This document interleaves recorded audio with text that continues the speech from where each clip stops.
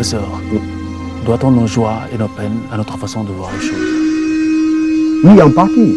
Joie et peine dépendent un peu de notre perception des choses, dépendent en partie de notre perception de la réalité. Parce qu'encore une fois, je crois que est-ce que la misère elle-même est la véritable misère? J'ai envie de dire que c'est plus la crainte de la misère qui est misérable que la misère elle-même. Et en disant je crois que c'est plus la crainte de la misère qui est la misère elle-même, ça veut dire qu'au fond, c'est le rapport que l'on entretient avec une situation qui la détermine et non la situation elle-même.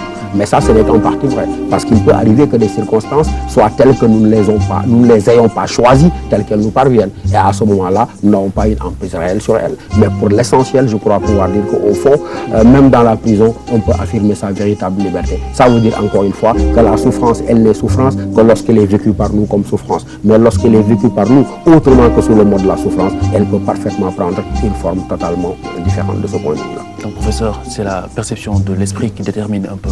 Mais absolument, je crois que vous avez absolument raison de ce point de vue. C'est la façon dont on se représente les choses qui détermine. Je disais en fait la véritable misère, Khalifa.